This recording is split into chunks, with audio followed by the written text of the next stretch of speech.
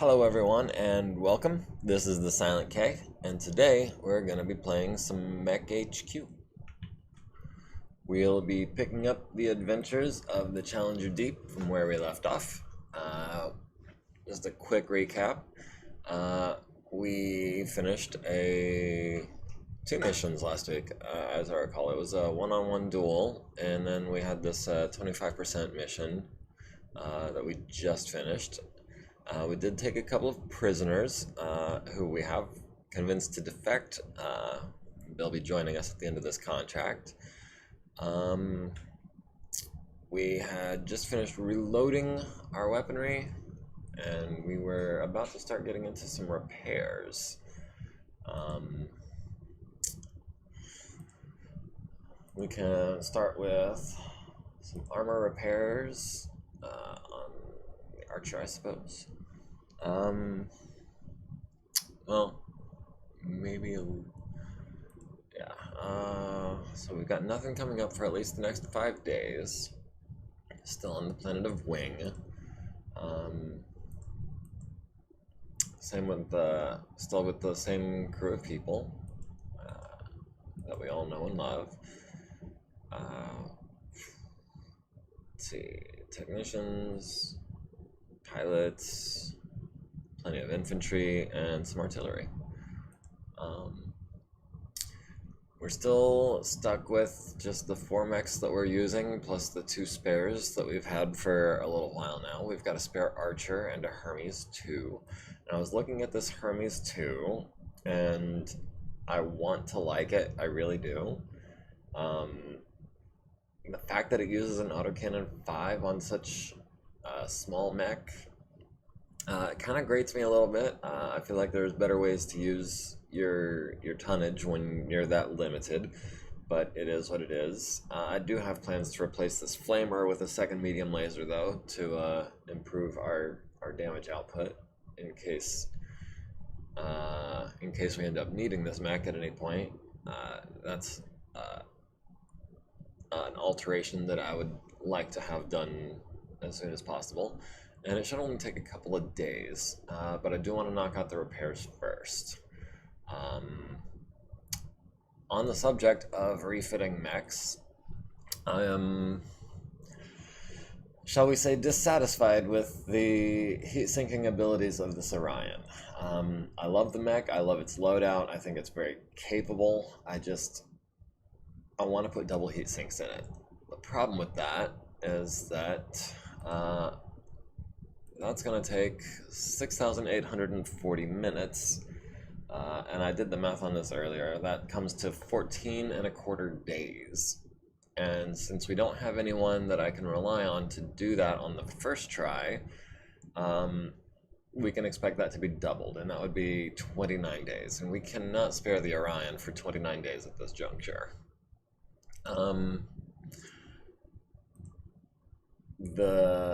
I did come up with what I consider to be a good stepping stone interim kind of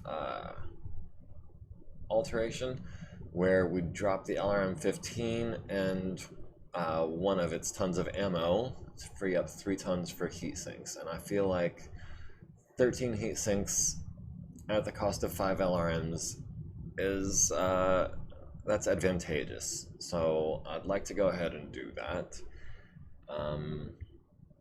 And the math on that one works out to a little over 5.5 days. And again, we can expect it to take double that, so that's 11 days. And since today is a Wednesday, I figure, well, if we start today, we can have that done by next Sunday and only risk having the Orion out of action for 1 Monday. Sadly, however, I did not realize until I started looking a little deeper, we do not have an LRM-10. We're going to have to wait for that to come in before we can start doing the refit. That is one of the things I want to prioritize for today, though, is getting that LRM-10 arrived and maybe start modifying the Orion into this KA variant. And in case you're wondering what the KB and the KC here are, while I was tinkering around with what modifications could be made to the 1K chassis, I thought of this one, which I think is rather interesting. It drops the SRM-4 and its ammo to upgrade the autocannon 10 to an autocannon 20 with a third ton of ammo. And I would be interested in trying that out at some point. Likewise, it does suffer from heat problems with only 10 heat sinks, and we've dropped a 4 heat SRM, or a 3 heat SRM4, but we've added 4 points of heat to the autocannon's output. So if anything, this design is going to run even hotter than the one we've been using. And the KC is just a amalgamation of those two concepts, where it drops the LRM-10 for heat sinks, drops to an LRM-10 for heat sinks, and drops the SRM-4 for the autocannon. And I feel like this could be pretty viable.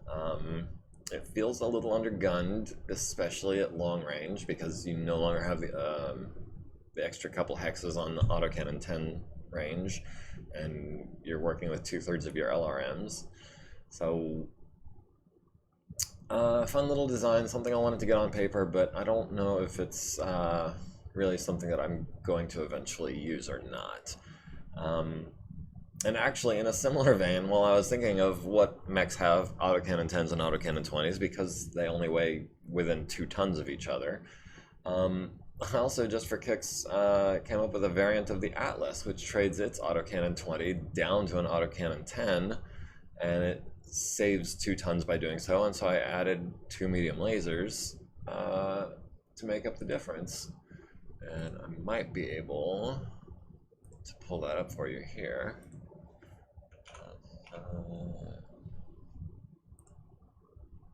Yes, my AS7D2 variant. And I like this because at close range it doesn't really sacrifice any significant damage output. You're still putting out, with the autocannon 10 and 2 medium lasers, you're still putting out 20 points of damage. It's just not all in one location, and it costs you a couple extra points of heat. But I do like that it gives it more than just the LRMs once your target gets beyond that 9 hex range. And that the Atlas 7D is a terrific, fantastic mech. It is entirely intimidating, but as long as you don't get within 9 hexes of it, it's kind of toothless. The LRM-20 is the biggest LRM launcher there is, but I feel like it would struggle to take down even like a Wasp or a Stinger quickly with just the LRM-20, because it's probably not going to be hitting every turn. Not all of the missiles are going to be hitting. They're going to be doing 5 damage chunks. So like a Wasp or a Stinger can survive that barrage for a couple of turns, and I feel like the Atlas really should not be so easy to avoid. And I like the autocannon 10 variant for doing that. It gives it a little bit more reach out and touch you capability. I wanted to purchase parts, and we want weapons. We're not interested in mortars. I don't know if the autocannon 10i is enough of an improvement to be worth using at that price and availability. I'm not real familiar with the stats on it, but I believe it just has a slightly better range. It's not worth redesigning all of my mechs that use autocannon 10s for. Hand weapons, capital weapons, archaic weapons like the crossbow and elephant gun. We can't get the ER, PPC, or large laser. Let's see, flamer. They're 7,000 each. I think what we're going to be doing is we're going to be giving our administrators a little bit of XP. I think we're going on a buying spree just a little bit, because we're going to be on this planet for another 4 months or so. And we do currently have 16 million in the bank, and we can expect that to... I forget how much we're getting a month from this contract, but it should be enough to support a couple of flamers, I think. Gauss rifle. Oh, we can get Gauss rifles on a 6-up. It's 300,000. I'll wait until I've got a use for it. My parts tend to come in relatively quickly, like 2 weeks at the outside. So there's no point in getting it now when I don't have any plans for it. We've got one large laser in stock. I like large lasers, they're good weapons, but don't have any immediate use for it. The LB-10X, not possible, sadly. Long time LRM-10, that's what I was looking for. We're going to buy, I know I want 2. Do I want 3? I think I want 3, yeah. We'll also pick up LRM-15, maybe another LRM, well, that's $250,000. I think 1 spare is enough of those. 2 LRM-5s, sure. We don't need machine guns. We'll acquire some through salvage eventually. 4 medium lasers. Let's go ahead and beef that up a little bit. Pulse lasers are not available. Excuse me. Nail guns, rivet guns. Narc is not available. Naval weapons. Not really interested in those at this juncture. Hand weapons, pistols. We do have 1 PPC in reserve, which honestly I think is more than we're actually using in our entire lance right now. Not interested in the primitives. Not too worried about the prosthetics right now. Prototypes are pretty much all impossible to get. Revolver, rifle, rocket launchers, nice. Shotguns, small lasers, we already have a couple. Small pulse lasers are impossible. I don't think we need a sniper cannon.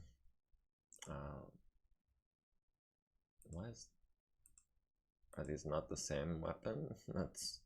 It's weird that one would be impossible and the other is impossible to miss. Let's go ahead and pick one of those up in case we need it. Pick up one of those.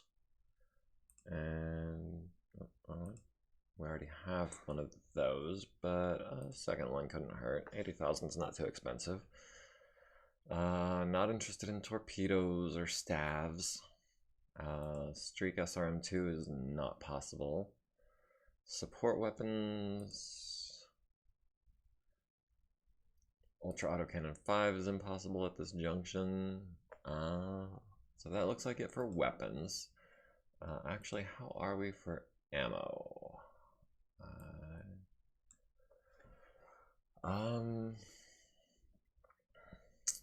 I know there's probably an easier way to just sort this list into ammo and pick up what I'm low on, but I want to look at the complete list for right now and just make sure I'm not missing anything.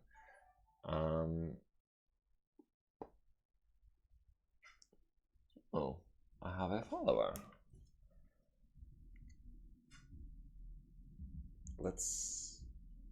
Well, welcome and thanks for the follow. I'm sorry, I've got my chat on a tiny little screen and I didn't catch the whole name, but I will definitely look for that in the after action part of this tonight's events. So we're going to be picking up some autocannon 10 ammo, and I think we're good for autocannon 5 ammo. 1 ton of autocannon 2 ammo just because it'll last forever. Anti-personnel mortars, AR-10s, Arrow 4, mostly impossible. Non-homing missiles, interesting. We could get Arrow 4 ammo, but without a launcher it's kind of useless. Auto pistol ammo, battle armor ammo, lots and lots of battle armor ammo. Cluster bombs. We don't have an aerospace contingent yet, so I think it behooves us to hold off on that for just a little bit longer.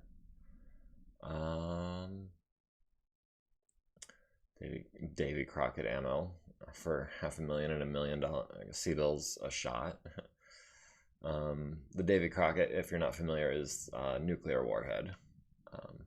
So yeah, those are fun. Those are game enders. ELRMs are not really a thing yet. flak ammo is something I did want to have on hand, just a little bit of. So let's go ahead and I think about 3 tons of each, except for this one. The autocannon 2 lasts forever.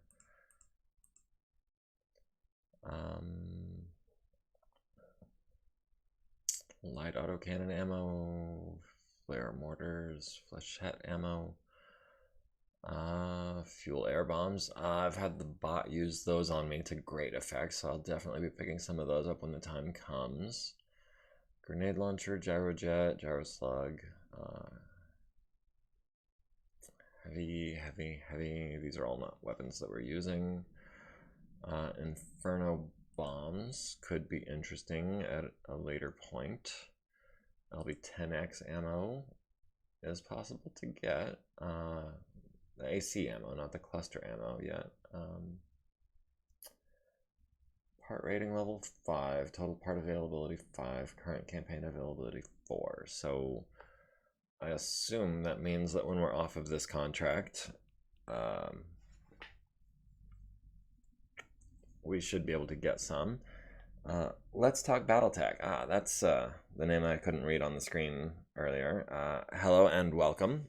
And I see MegaMek I follow. I am the same way. I haven't been on Twitch for very long, but I've definitely kept an eye on the channels.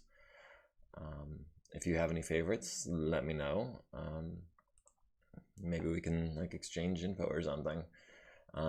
Always eager and looking for friendly feedback. Anything to help improve the stream, you know. We do need some LRM-10 ammo. I think 4 should do it for now. LRM-15 ammo, we have 50. LRM-20 ammo, we have 44. LRM-5 ammo, we have about 100. And I do have the option on where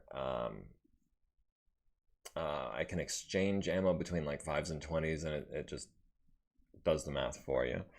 Oh, are you new? I'll shout you out of my LTBT Twitter. Yeah, I would definitely appreciate that. I have been streaming for, I think, going on 8 weeks now. And all of my videos are up on YouTube if you want to start from the beginning. If you want to see like the options and everything that I have set up, there is a shorter introductory video. It's, I think, about 30 minutes long where I go through and set everything up. But yeah, I guess it's fair to say that I'm pretty new. Trying to make a name for myself, mainly just through Twitch and YouTube. Not like shouting it out on like all of my social media personal accounts and things like that. I am pretty heavily invested in Battletech Facebook groups. And those are, I think, a little more strict about self-promotion. So I'm not trying to get put on any, you know, show up on anybody's radar like that. We've got narc pods. I think we might be pretty close to good for ammo for right now. Rifle ammo, rocket launcher ammo. There are so many different weapon types in this game, and most of them are just not so much relevant for the style that I'm playing. How do we not? Would have sworn we had some SRM2 ammo.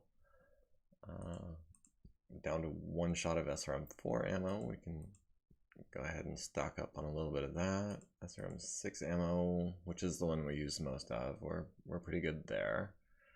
Again, torpedoes might be worth having if we do any water missions. Standard ammo. I think this is just a placeholder. All of its stats are 0. We could get some Streak SRM2 ammo, but without the launcher, it's kind of wasted space. Thumper tracer ammo was another one that I was pretty interested in. It can be really helpful on nighttime missions in particular. what it does is it reduces the penalty for darkness by 1 at the cost of 1 point of damage, at least on the autocannon 10. It may be slightly different for the 20 and the 5 and the 2, but I know on the 10 it's 1 damage less. Vintage Gatling gun ammo. Never seen that there before. That's cute. I run a small 700 follower BT Twitter around lore posts and unit readouts. Shouting people out like yourself is what I built the Twitter for. It's just nice to see a MekHQ stream in good quality and without a crusty microphone. I appreciate the kind words. It's not the microphone that's crusty in my case. It's absolutely my voice.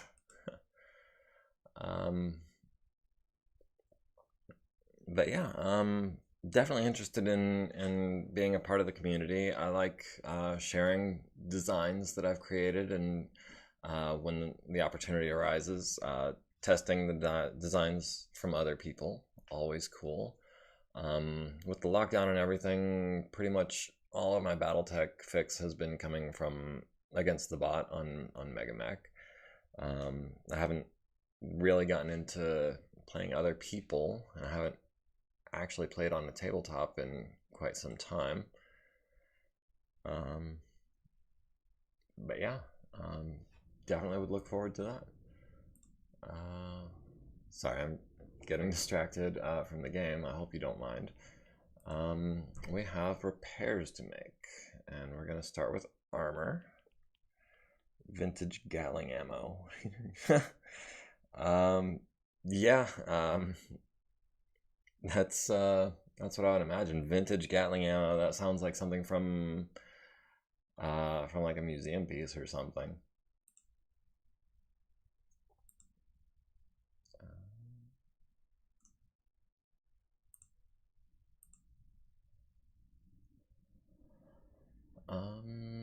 Let's see. Is there anything else you can do right now in 30 minutes? I've got 25 there. I've got 15. Well, I've got a 15 there. I'll remember that. Yeah, let's go ahead. We'll turn the 15 into a target 4 mod and go ahead and knock that out. We rolled a 7, so it didn't really matter. It was kind of a waste of 15 minutes, but it is what it is. Let's see. Most of these are big time-consuming jobs because all of my techs are regulars. I would like it if there were more smaller jobs for my techs to be doing right now, so that I could work on getting their XP up. Because honestly, when I was using your hand manipulators to stuff a long 10-meter long metal magazine with 22 or something through the side of your other arm to properly feed your rotary, like a like a one-man loading crew on a mech scale. I think that's worth putting a veteran on.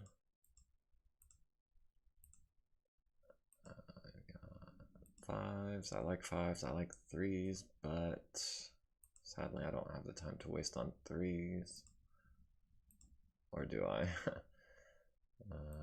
Guess I'll take what I can get.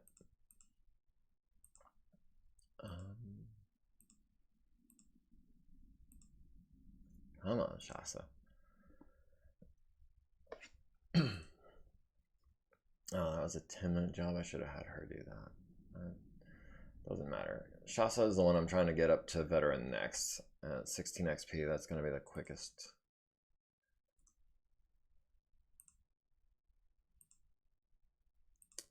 And the Warhammer, which served us very nicely during that last mission. I don't know if you were here for the last stream I did or if you caught it on YouTube, but the Warhammer with double heat sinks is the only mech I've got right now with that kind of tech in it. And it's actually on loan from Lieutenant Junior Grade Frederick French, who has joined us just before we started this. And he is, I guess you would call a PC character. One of my followers asked to. I made a general offer for anyone who wanted to join the group to go ahead and let me know, and had one person decide to join us. And he pilots the Grand, which is the only mech left to fix right now. And the only thing that I honestly don't think needs any kind of retooling of any type.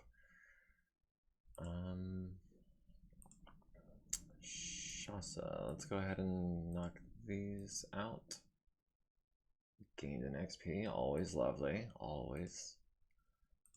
Okay, so that is all of our armor fixed. Everyone's looking pretty good shape. Frederick French, yes, it is quite a name. I have to stop myself from constantly referring to him as Monsieur French, just because I feel like that's probably grating on the ears. Yes, I was, since this should only take a couple of days, and we're only on Wednesday, I guess it doesn't matter, it's gonna get done tomorrow. There we go. Alright, and I think we are ready to advance to Thursday. I got some parts in, did some maintenance on a Thumper. Stabilizer is not looking great. We did get the LRM-10 in, so we can start working on the Orion immediately. But now that it's Thursday, I counted the days, it'll be Monday before it's ready, and I didn't want to take that risk unnecessarily. The Hermes has been activated. Failed to find the flak AC-10 ammo today. Should be tomorrow though. I like how forgiving the system is as far as like acquiring parts. If you don't get it one day, you can always get it the next. And I also appreciate that administrators tend to get edge pretty quickly just from the XP that they gain. So a couple of things weren't able to be found. Mostly they were. Now that this is active and all of our techs have time, let's go ahead. I set this up earlier. It's literally just the same thing but with a medium laser. And we will have, yeah, so let's have B work on that. And it should only take a day or two. Yeah, started the refit, got to the roll, failed the roll, and will still be done tomorrow. So that's cool. And then we can put it back into storage for next week. And then just pull it out whenever we need it. Customization of Hermes is complete. Finding some of this ammo. Flak AC5 ammo is still on the requisition list. But it's a 6+. We'll probably have that taken care of tomorrow. Let's go ahead and put the Hermes back into mothballs. And we'll have Lonnie do that. And while we're at it,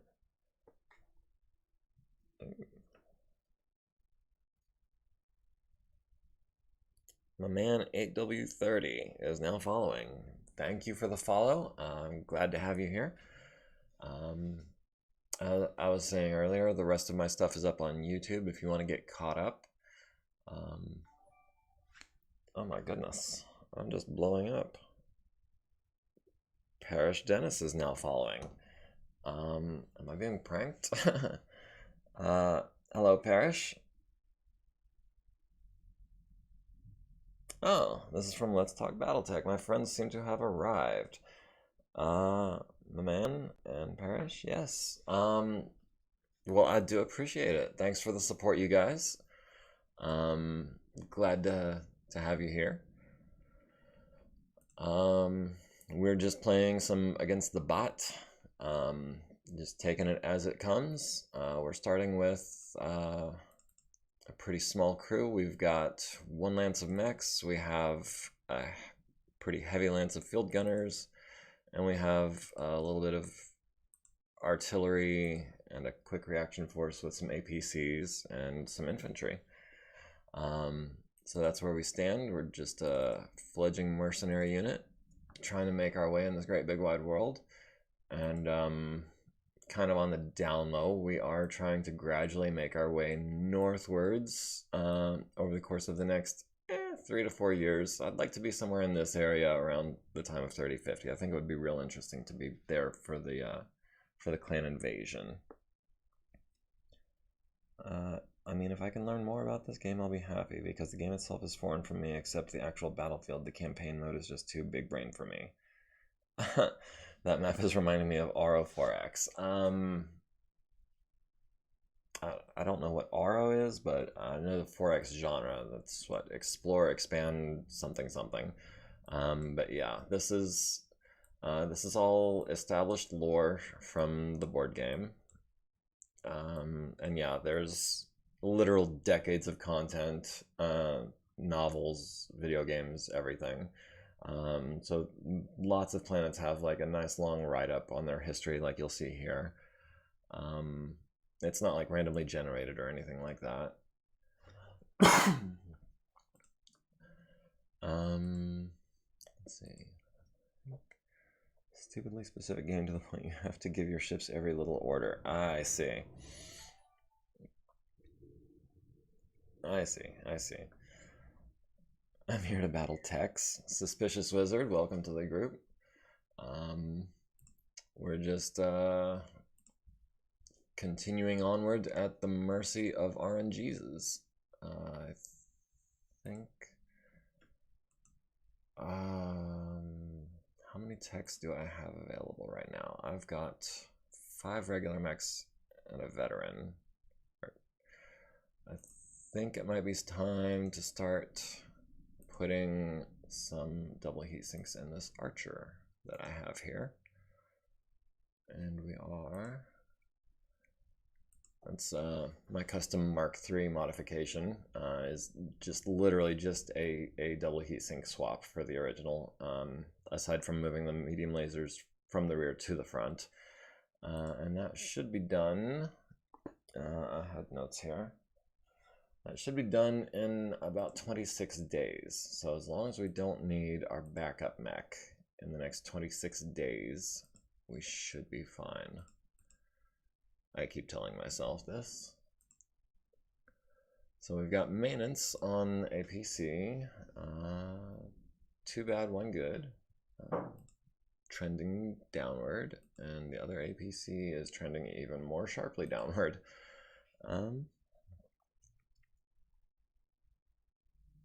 26 days to flip over some medium lasers. No, it's like 2 days to flip the medium lasers and 24 days to install the double heat sinks, which is the main point of that upgrade. Yeah, just flipping the double heat sinks around, I think it only takes about 1 day a piece.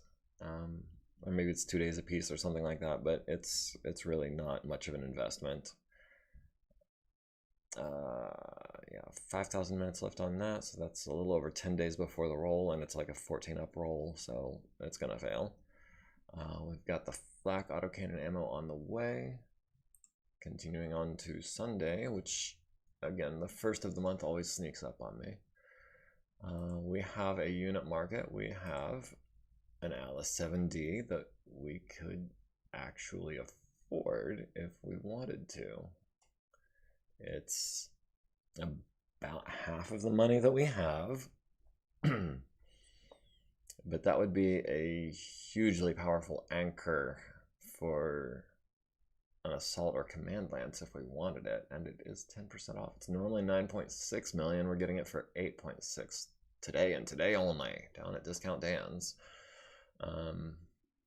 Technically, it actually would be there until the end of the month, but the 10Z is also interesting. In that it has the... I'm thinking of a different variant. This is not the one with the command console. It does only have 160 armor, though, which is horrifically light for a 90-ton mech.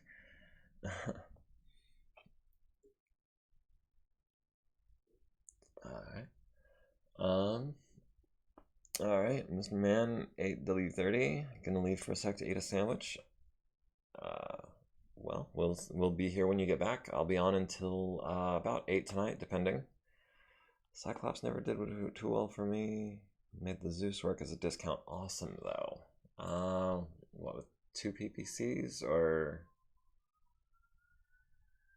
I mean, it does have the large laser and the LRM-15, which it would share with the, what is it, the 8T? Awesome. I wish it had better armor and better guns. I like fast heavies. Oh wait, sorry, I'm still stuck in Cyclops mode. The Zeus has slightly more armor at 184. It is a 15% markup though. It's up from 7.6 million to 8.7, so it's not a great deal on the Zeus. The Atlas is actually 100,000 C-bills cheaper than the Zeus with this discount. And I think... yeah, I think that it is an opportunity that I'm not going to get another one of. Feeling crabby? Wizard is our residential Battletech Boomer and Tarian representative, also the spriter for our Gundam Tech project. Nice. I don't know much about programming sprites, but I do know that it's pretty technical in nature, and I respect that. As far as being a Tarian, I don't have a lot of familiarity with most of the periphery. I'm more of a Steiner or Davian guy, and you can crap on me if you want for it, but I just always felt like, I don't know, maybe it's ethnocentric of me, but I've always felt like the Germans and the French and the Americans were kind of the good guys, and the Japanese, and I don't know. Maybe I really am just more racist than I realized. One way or the other, we're buying this Atlas.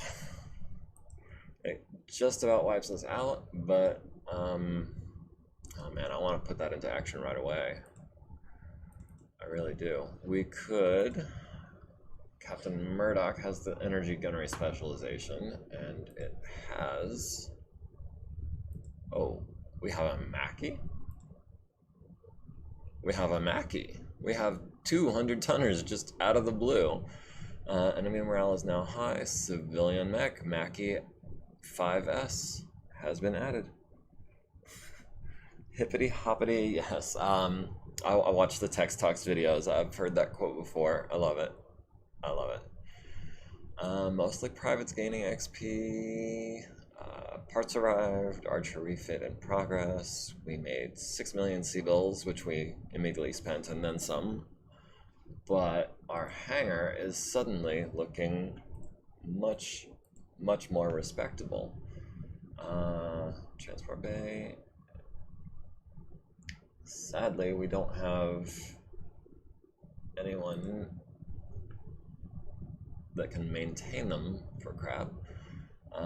We might have to start putting a couple things in mothballs.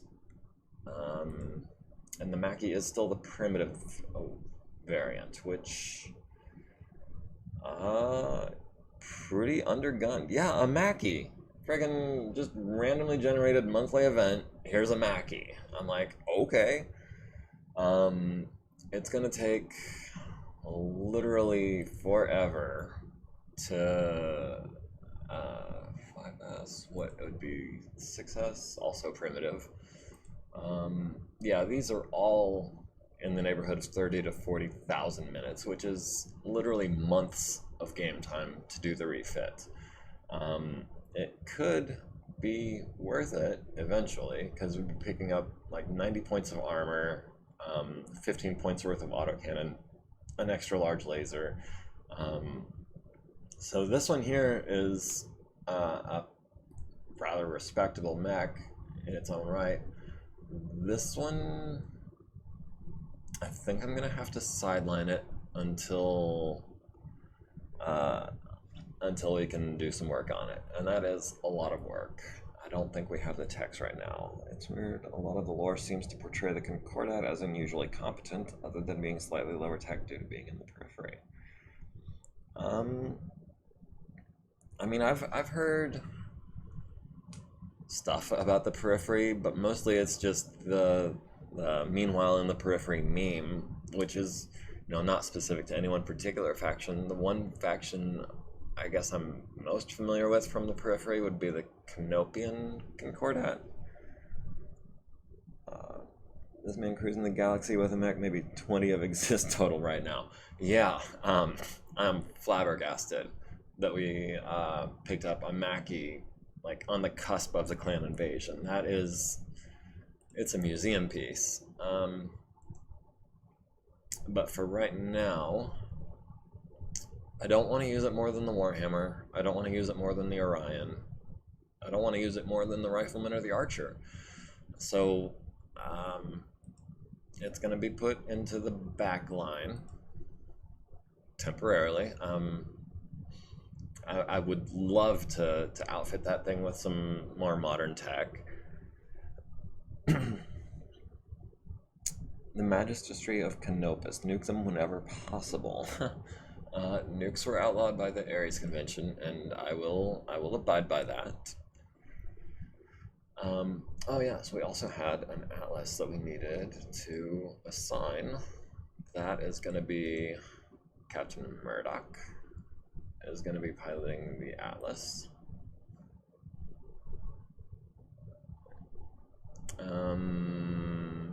So who gets the Orion? We've got a 4/4 and a Rifleman. The Archer, I think we're gonna do it like this. And then of course, I have to come in here.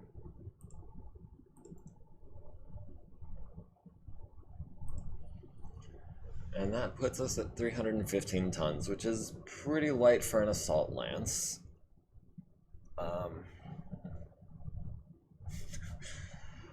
So we've got ourselves an assault lance now. It's not the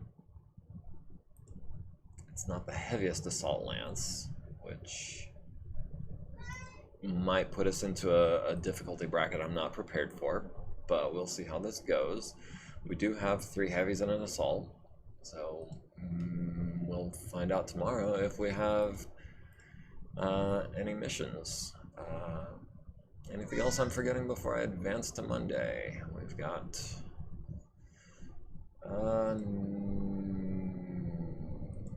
no one has, it looks like, enough XP to do anything with.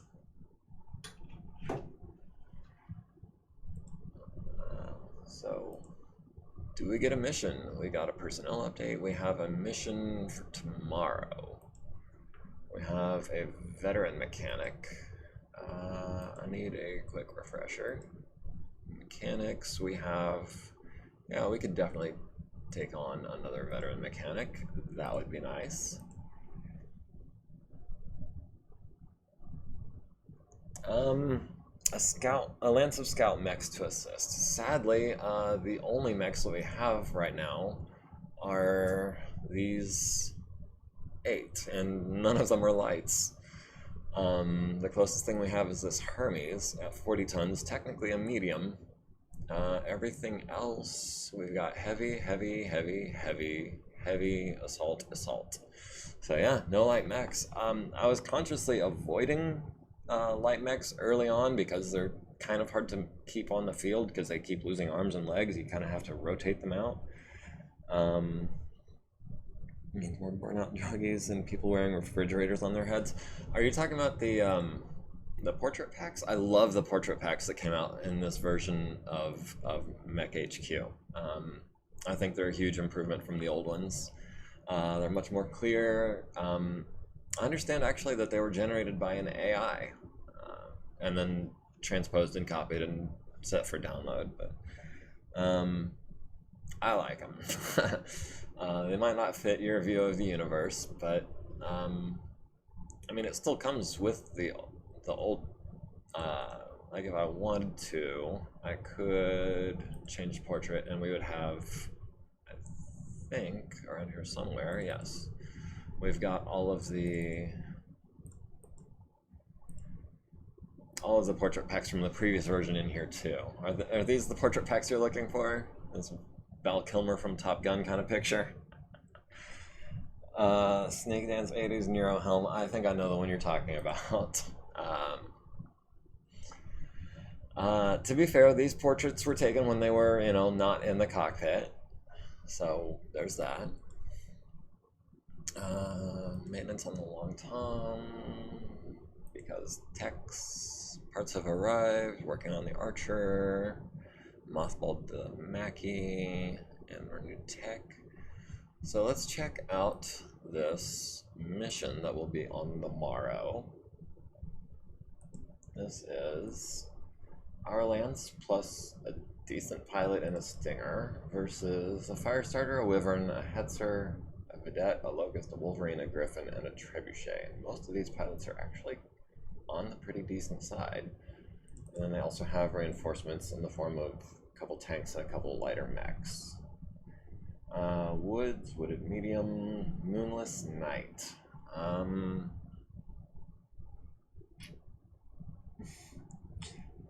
Compiled a bunch of IRL people from games, movies, etc. Yeah, that's what it looks like. Medium laser, the gold standard of firepower to weight ratio. Yeah, actually, I was crunching some numbers on a notepad earlier today, and I was trying to come up with some objective way of ranking the weapons from best to worst, and I came up with kind of a formula. It doesn't take ammunition into account, but based on the tonnage and the heat and the damage and its range, because the thinking was that how effective a weapon was is determined not just by how much damage it does, but like a combination of how much damage it can do times how many different hexes it can apply that to.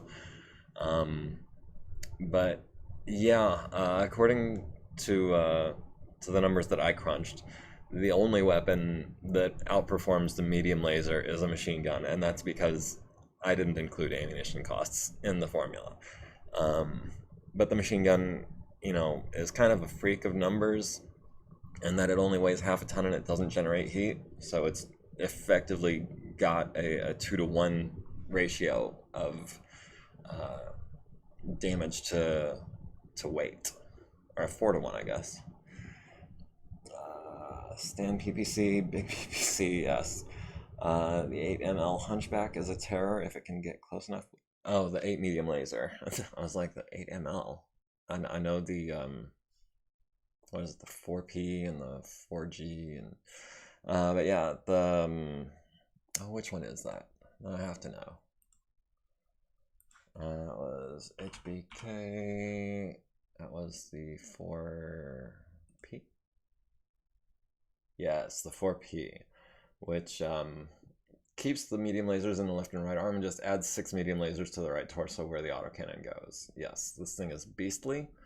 Another one I'm a fan of is the 4SP, which does almost the same thing, but also uses some SRMs for some crit seeking. To be fair, the machine guns can generate heat if you use the machine gun burst rule, which that rule wasn't introduced until I'd been playing Battletech for a really long time already, and I just never really felt like it caught on. Ditch that small laser for some extra armor. Oh, on the Hunchback? Yeah.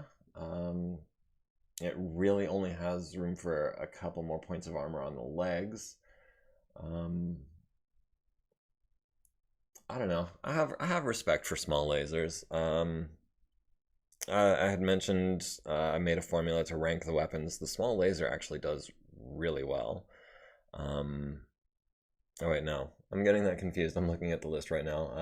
I'm getting it confused with the large. The large laser performs not quite almost as well as the medium laser, but the numbers I've got are 3.75 for the medium, 3.08 for the large, and 2 even for the small, if that gives you some kind of reference. And of course the Flamer performed the most poorly because it weighs a ton and generates 3 heat for 2 damage. That's a 1-to-2 ratio, so its rating was only 0.5. Pretty much everything else falls between the 2 and 3 range. Major exception being the autocannon 2. That thing is just garbage. Large is 5 times heavier. Yeah, it is, and it does generate almost 3 times as much heat. But the way I figured it, a medium laser is capable of putting 5 damage in a 3 hex range. So I gave it 15 points for value. The large laser is putting 8 points of damage on a 5 hex range. So multiplicatively, that becomes a 40-point value. And I figured that was the fairest way to do that.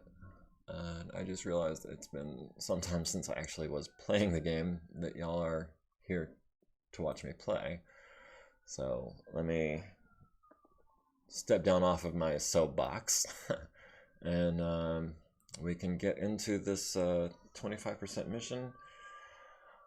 We have pretty good pilots. They have mostly decent pilots, but I think we've got an edge in gunnery, so I think the Warhammer has a searchlight, so that could come in handy. I think I'm gonna go ahead and yeah, against my better judgment, we're gonna be doing this at night. That 6-7 pilot though, yeah. In my other game, actually, I recruited a 7-8 pilot naturally. They haven't even made their way into the training lance. Yeah, they exist. They're out there. So we've got Petra, who's a 3-4 with multitasker and the archer. That could come in handy if we need to fire the lasers at a close range target and the missiles at a long range target. Vernetta with Hopping Jack and Small Pilot, neither one of which applies to the Orion that she was just inherited from Murdoch. Murdoch, who's a 2-3 with Energy Weapon Gunnery Specialization and Edge. And Frederick French, who's a regular pilot at 4-5, who has 2 points of Edge, and he is in our Double Heatsink Marauder. I think maybe because we're in the recon configuration, but I want all of my guys to travel together. We will all be arriving at the start of the game as a unit, the way God intended. So what else are we looking at here? We've also Sensor Geek. The Stinger has multitasker and natural aptitude gunnery. Normally on the enemies, when I see natural aptitudes for gunnery and piloting, I nix those because I'm not allowed to buy them. So when the enemies come up with that, I'm like, well, that's not fair. But in this case, that's our ally. And I don't want to do that. So I'm not going to, because that's why. Enemies, let's see, we've got a Griffin with Pain Resistance, a Trebuchet with Terrain Master Swamp Beast. I like to always do a threat assessment with the BV calculations. So our biggest threat is going to be this 3-5 in the Griffin. Second biggest threat is going to be this 3-5 in the Trebuchet. The 5N is the LRM, right? Yes, the LRM. So a threat at any range. This Hermes 2 with the 3-2 pilot in the reinforcements is also apparently going to be a fairly major threat. And the Wyvern with the 4-4. Wyvern has, if I'm not mistaken, a large, 2 smalls, SRMs, and LRMs.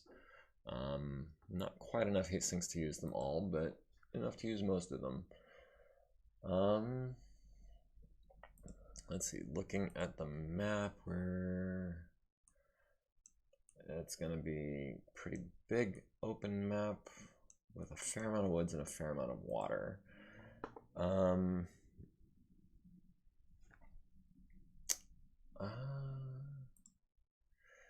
We're only playing to 25%, but finding them might be an issue. Anyway, let's see how this plays out. Okay, we are deploying first, and we're deploying at the north, and we are deploying blind. And I think I want my How do I want to do this? I kind of want the Warhammer to be kind of front and center-ish so that I can get the searchlight onto targets out to the flanks.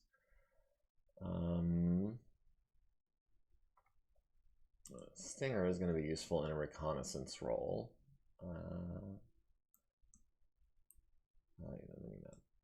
That's my biggest problem with big maps, is just getting it all on the screen at one time. I think the Stinger is going to start over here on the flank, jump on his first turn and try to scout this area to begin with. Here comes the fun part. Maybe keep your guys close, but then again, explosion. Squad damage? No, I don't have catastrophic explosions on. Explosions are limited to one person.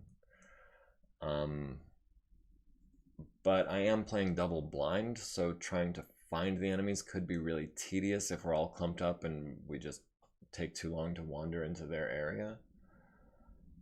On the other hand, all of these guys do share a pretty similar movement profile, so it would make sense for them to travel together. I think what I'm going to do is I'm going to have my main force trumping down the center lane while I've got the one scout on the flank and try to find them that way. MekHQ really do be like, there's 8 mechs in this battle. Have a 58 by 55 hex map. Yeah, sometimes it'd be like that, and then sometimes it'll have 20 mechs on a map that's like 15 by 15. So I guess it really just depends on the situation. Yeah, I want the Warhammer out front because that's a variant. The 6ML has 6 medium lasers per the name. It also has 6 medium lasers in place of like the machine guns and ammo. So that's more of a close-in fighter. It has the PVCs if it needs them, but it's more efficient when it gets up close. The slow and cumbersome Atlas. Maybe shoot that way if we find anyone, and the archer at the back. In Gundam Tech Project, maps have to be scaled larger than usual because most mobile suits in Gundam average 711 and 812 speeds. Well, yeah, that makes sense. Especially if it's a more open map, like this one is a little less open. Let's see. Let's go ahead and launch this guy first. And then start just advancing as we do. And just like that, the Warhammer that I wanted out front is at the back again. I should have moved him first. Live and learn.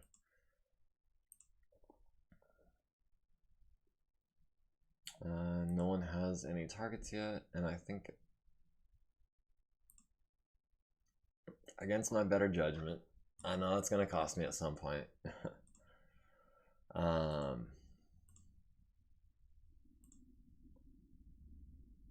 Okay, no one's built up any heat. We have won the initiative, and we have yet to make contact. Warhammer in the back where the party is. This Warhammer in particular, wrong button. This Warhammer in particular really does perform a lot better at a distance with all of these lasers. So I like to keep him up close where the battle actually is. The PVCs are fun, don't get me wrong, but it's not really where his specialty lies.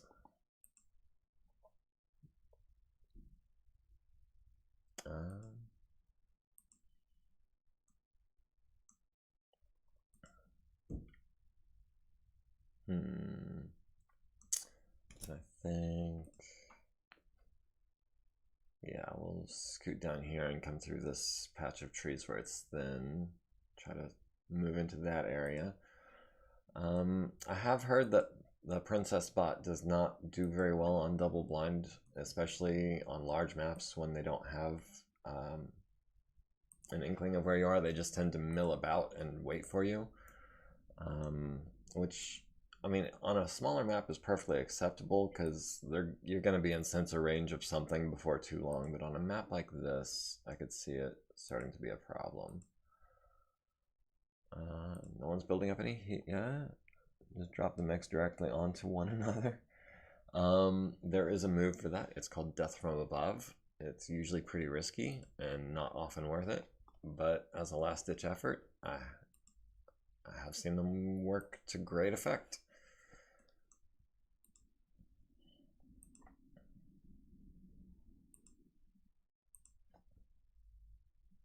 Yeah, we want to be in at least this column, so we're going there. And I want to be careful not to leave the Atlas too far behind, because it is substantially slower than any of the other mechs in my group. Get the Stinger out here, maybe get eyes on something, or sensors, or something. Death from Above, aka gonna die anyway, may as well, yes. Seriously, the last ditch effort. Still no contact, so we really are doing a recon probe in this case. Archer is going to be tapped out there. Oh man, I just realized that Archer is going to be next to useless without the range to fire the LRMs. Oof. It's going to be medium lasers only. I'm already wishing I had that refit in for the double heat sinks.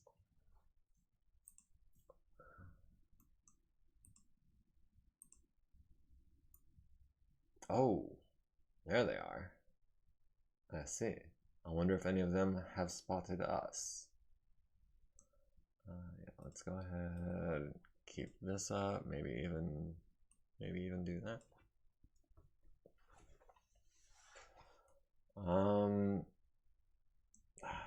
I know you're, what was it, a 2-4 pilot? Yes, you're a 2-4 pilot. And while you may be an excellent shot, it is not my intention for you to be getting shot at. We lose points if you die, and you're in a Stinger. Everyone milling about trying to find each other, I have no clue where one could be. More like my tanker experience than I realized. Ex-military? I was actually a tank mechanic for a few years in the Army. 45 kilo. Okay. None of these guys are going to have a shot. We still don't actually have eyes on anything.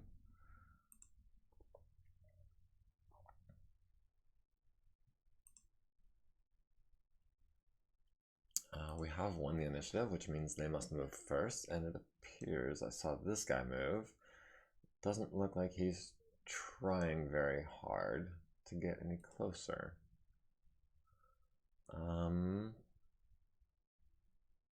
Let's see. I'd like my Orion.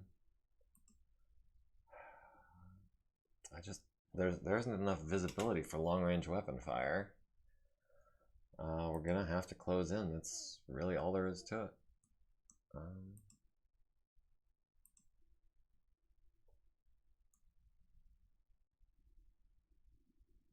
Oh, a Griffin and a Firestarter have joined the party. Let's see if we can maybe lure them into some kind of trap. Oh, you slow bastard. Let's see. 5. Next turn, 1, 2, 3, 4, 5. Get there. 1, 2, 3. It'll take me a couple turns to get him into position, but when I do, it'll be worth it. And you are gonna get the hell out of Dodge.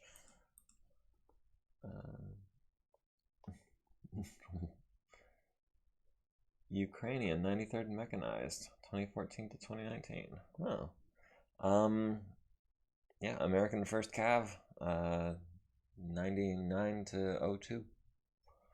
While the Atlas trundles toward the fight casually, he's moving at a dead sprint. It just doesn't look like it. Luckily, they're standing sort of out in the open, yes. I'm hoping to capitalize on that, even though we can't see anything more than about 5 hexes away at this point. Yeah, can't fire at sensor returns, unfortunately. 1 or 2 more turns, though, we should start seeing some action. Sadly, this is the turn that we decide to lose initiative. Okay.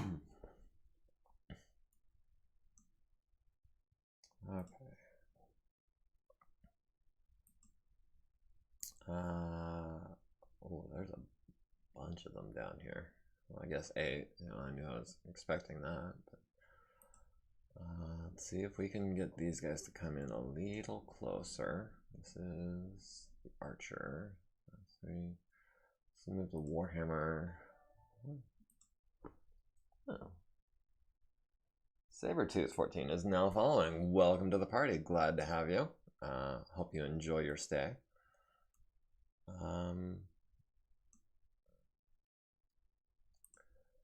Yeah, like I was telling these guys earlier, I've only been streaming for about 8 weeks now. If you'd like to get caught up on the backlog, it's all on YouTube. In the meantime, we are in the middle of a nighttime scouting mission where we are pretty badly outnumbered.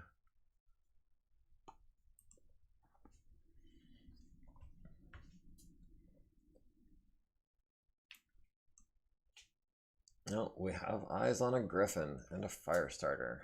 That fire starter does not know the world of hurt he just got himself into. Sadly, our Atlas is not quite close enough to capitalize on that this turn. Next turn, should be able to get here or here pretty easily. Alright, so the Atlas is next turn thing, but everyone else is going to be this turn, I think. And our little scouty guy over here can maybe end up with like a 12 shot on a griffin. Maybe. Oh, that locust came out of nowhere. You don't have LOS because of woods. You don't have LOS because of woods. And 15s, 14s, not any better.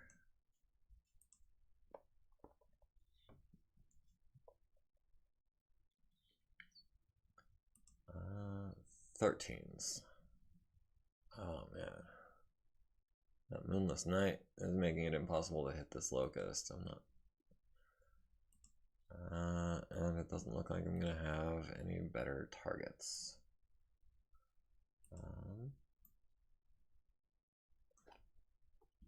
17s plus 12 for the locust. Yeah, even that's a 15. This could end up going slightly differently than I had planned. This might just turn into a bunch of punching and kicking, because punching and kicking have less severe modifiers, I think. Okay, the locust had 11s on me, but missed with everything.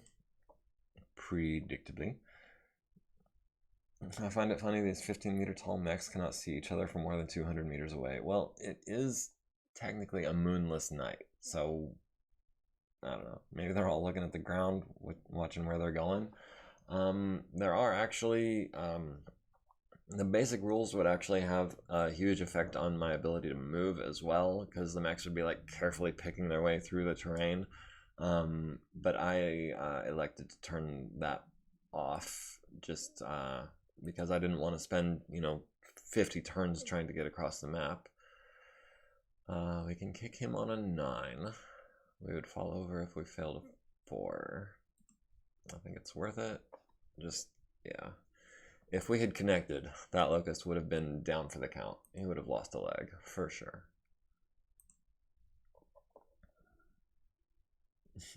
Maybe should have put their quads on. Spotlights. Oh, yes. Spotlights always trip me up because you have to turn it on during the movement phase, but it takes effect during the firing phase. And I always forget to turn it on. That is why we brought the Warhammer. Well, it's not the only reason.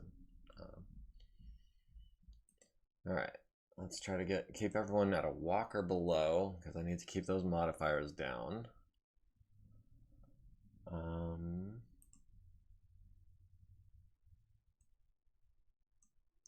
So the archer into heavy woods, the Orion. There's no heavy woods for you to walk into unless you back up into these. I figure in the night and the heavy woods should make, even under ideal conditions, like one of these guys is going to be really hard to hit. Because it's what, +3 for night, +2 for heavy woods, so that's a +5 on what's probably already a 4. You hear stomping in the distance, turn on your light only to see the face of an atlas. Yes, that is exactly what's happening here. Yes, they are goofy, plus I think that there is a campaign setting for them. Yeah. Searchlight on. I don't know why they hide that button where they hide it, but I wish they wouldn't. Okay, so the Warhammer is going to be our anchor. Whoever he shoots at is going to be what everyone else shoots at. Sadly, it is going to make him a little bit more of a target himself, but we've got the armor to deal with that. Oh, you just screwed up.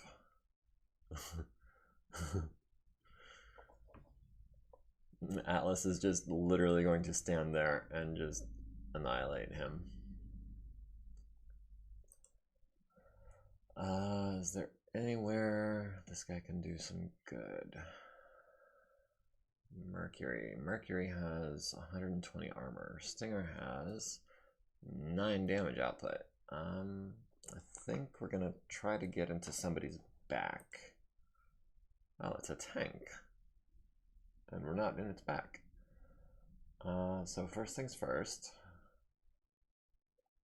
The Wyvern looks like it's gonna be a easy-ish target. The Mercury mod 2, Wyvern mod 2, Griffin mod 0. The Archer looks like it would have a good shot on the Griffin. The Orion not so much. The Atlas already has a target.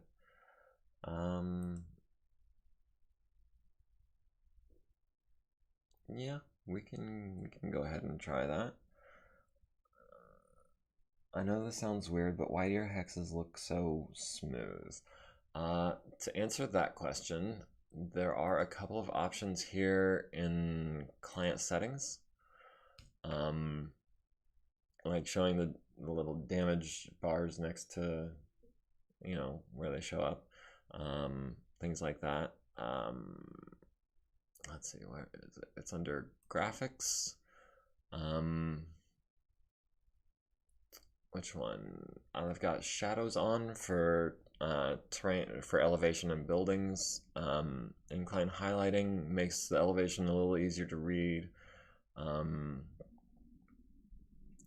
using the atmospheric tile set, which I don't think is the default for this version of MekHQ.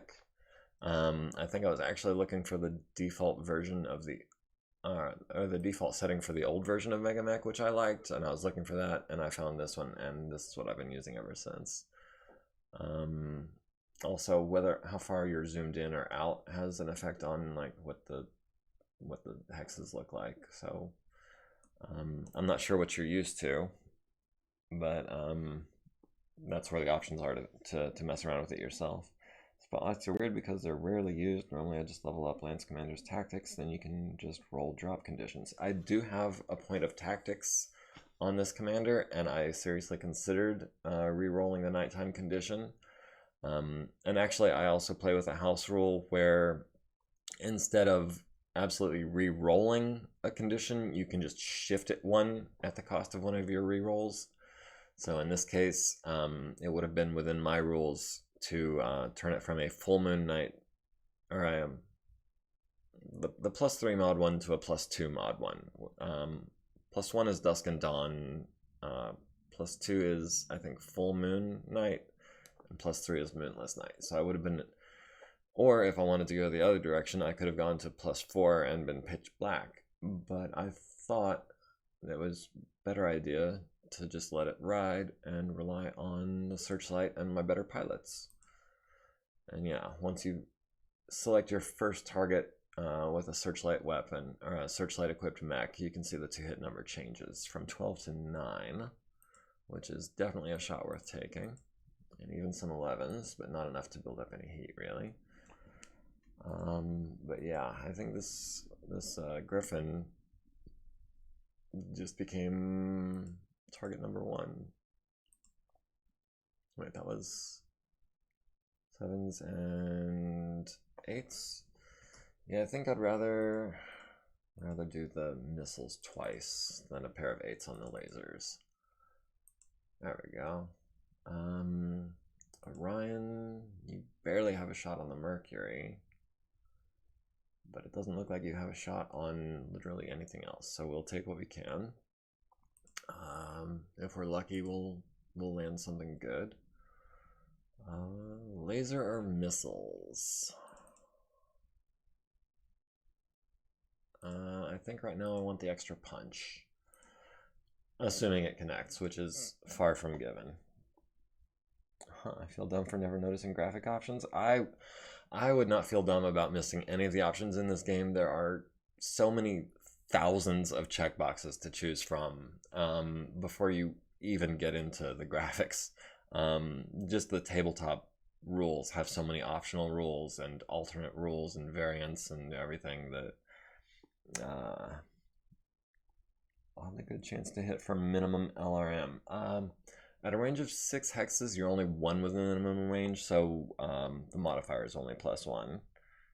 And I still haven't attempted to use MekHQ. I like it because I feel like it brings a sense of like overarching accomplishment to I don't know. It just gives it more of a campaign feel and less of a one-on-one, single match. Oh, this is a choice. I could annihilate this Locust on a 9, or I could do some really good work on that Griffin with an 8.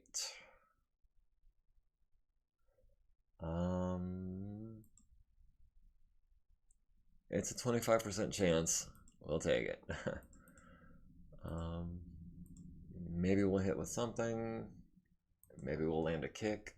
I don't know. Time will tell. 9's on you because I jumped.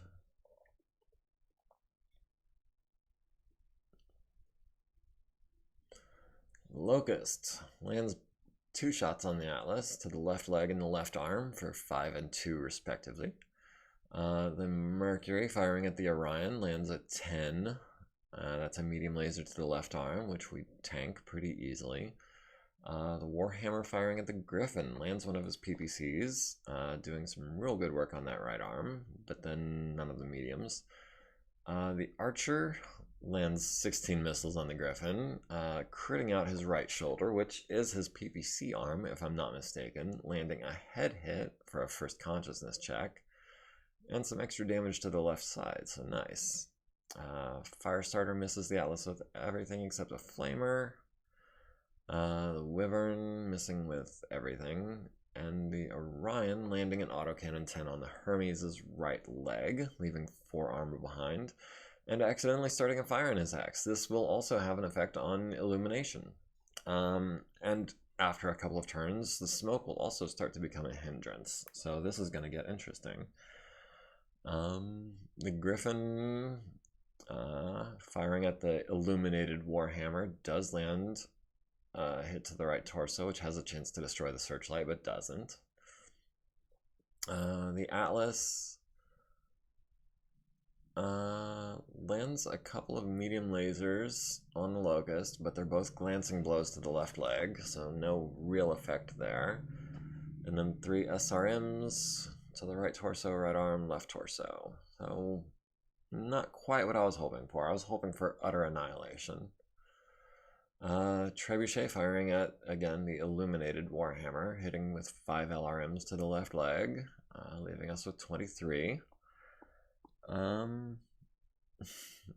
Nothing can intimidate me after learning Advanced Squad Leader. I actually, a couple of weeks ago inherited, well, not literally inherited, but my mom brought me some copies of Advanced Squad Leader and some of the expansions. I have not had a chance to go through, but I've heard that it's right up there with BattleTech in terms of fiddliness. Stinger landing a couple of machine guns on the Scorpion, so that's cool. Immobilizing it, that's going to be a -4 bonus to hit him next turn, but this the Stinger is not going to stick around for that long. He needs to get out of there, he needs to stick and move, or he does not have the armor to stick around. We can punch Locust on an 8. And this is something I've noticed recently, is that it'll give me the option for a melee attack when there is no target. And we're going to, on a 5, oh, on a 5. If that doesn't land, I'm going to be kind of upset. Firestarter kicks the Atlas for 7 in the leg. We have almost 30 armor remaining. Archer punches the Locust in the arm, which destroys it and transfers into the right torso. The Locust kicking the Archer, missed on a 10. And the Atlas barely landing his kick to the left leg, destroying it. 12 damage transfers to the torso, destroying it, blowing off the left arm, and transferring into the center torso. Could not have asked for a better kick. Literally blew half the mech apart in one go. And then the Stinger landing a kick on the Scorpion's right side, leaving it with 5 armor there. Atlas needs a 3 because he was kicked. Locust doesn't even have a chance because he lost a leg. It takes 2 more damage to the center torso, needs a 15 to avoid damage, and he tries his very hardest, but it's not good enough. Needs to make a consciousness check, but it's just his first one. Let's see. Firestarter is starting to run really hot. Wyvern's running hot enough for a targeting penalty. Oh, that Hermes is reinforcements, and he's starting to heat up a little bit as well. And light smoke starts filling up the hexes around that fire. And light smoke has the same effect and also stacks with woods. So, like, you can see a mech through, what is it, 2 hexes of light woods, but not 3, but, like, a hex worth of smoke will stack onto that. So if there's like 2 light woods and a smoke, you still can't see. We have won the initiative. We are winning the BV battle. And this being a probe mission, we're only trying to get them down to 75%. So we're starting to make some pretty good progress there. What are we looking at here? They're starting to get reinforcements already.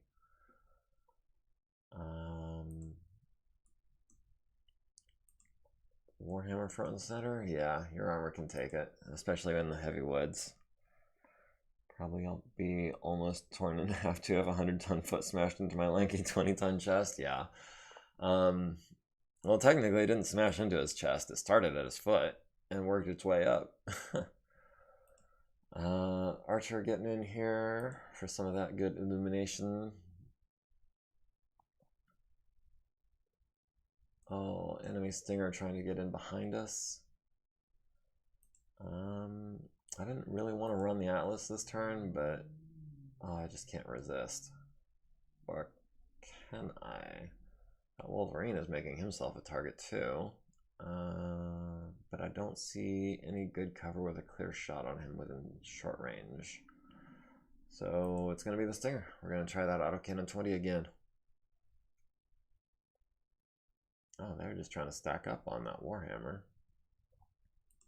And I think the Orion is going to go toe-to-toe with the Wolverine. That should be a winning proposition. And the Stinger against the Griffin. Now, the Griffin kind of sucks at close range because all of his weapons have minimum ranges. I don't want to be where he can punch or kick me, though, because that would be pretty devastating. Oh, we've got eyes on a Hetzer, a Trebuchet, and a Vedette over here. Good to know. I think the move is just to stay mobile and maybe try to land a hit on this Harasser. Harasser is a hover vehicle, if I recall. And hover vehicles are pretty easy to immobilize. Yes, hover.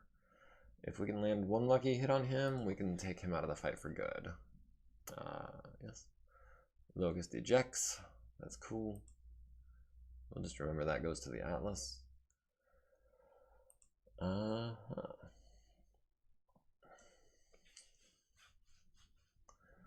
Let's see. Warhammer has a pretty good shot on a Mercury, who only has a mod of 2. Yeah, I think the Mercury is going to be our next. I know it says 14, but the Searchlight will turn that into an 11. We do have the heat to spare, so.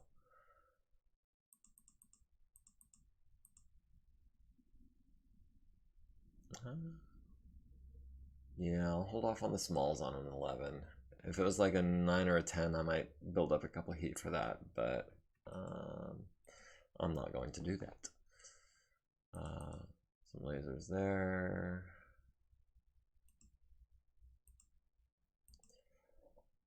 Is it worth a couple points of heat on a 12? I'm inclined to say yes. I mean, what else am I going to use the heat for?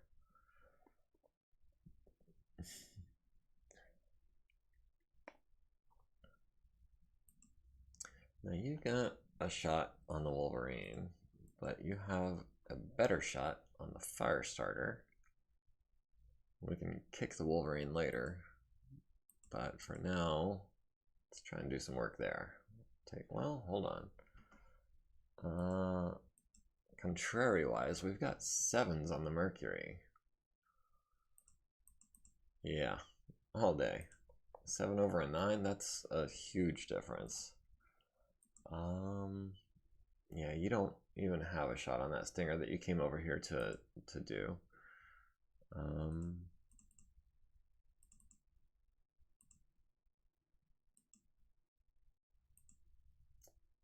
And the Stinger needs a 12. We'll take the shot. Who knows? We might get lucky. Warhammer is illuminated. Archer is illuminated. Didn't foresee that, actually. And the Hermes is illuminated. The Hermes, firing at the Warhammer, needs 8s. Lands a medium laser to the left torso and destroys the Searchlight. That's going to put a damper on things.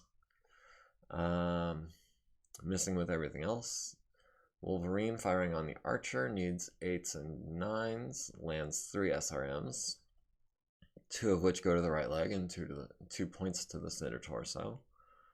Vedette firing an AC2 at the Warhammer and missing. Warhammer missing on his PPC and landing a couple of medium lasers on a 9. That's better than I was expecting. Landed 1 to the left torso, 1 to the right leg, which goes internal and crits out the foot. Hitting the right arm and the center torso. 4 out of 6 medium lasers on 9s. That is a statistical anomaly. Enemy Stinger at the Archer. Lands a medium laser and a machine gun to the right leg and right torso. No big deal yet. The Archer missing his 6s. Okay, a little sad about that. The Harasser needing 8s and missing. The Orion missing with his big gun, but landing both of his medium lasers to the right leg and the left arm. That right leg is just barely hanging on. 1 more medium laser, and that Hermes is out of the fight too. Wyvern landing a large laser on the Archer's right torso, down to 14 armor there. Keep an eye on that. And the Atlas coming in with the autocannon 20, hits the Hermes in the left arm and destroys it and transfers 8 damage to the left torso, which almost strips that. Comes in with a medium laser, finishes off that right leg, transferring into the right torso, 5 more damage to the left torso, and 4 SRMs scattered around the center right torso and right arm. That Hermes is going down from that leg, though.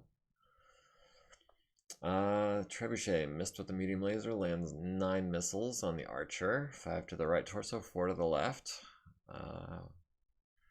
Right torso is getting more and more worrisome. And the Stinger lands his 12 on the Harasser. Amazing. Almost destroys it outright, but only reduces its movement point by 1. But anything that helps reduce its evasion is always a good thing. I can't believe I landed that 12 on that tank. That's ridiculous. A 4/4 has a good chance of staying standing. Yeah, I'll take a 7. That's right, you. Oh, you do have a punch. It's on a 13. Stinger kicking the archer in the right torso? Did the archer fall? Did I miss something? I think I missed something.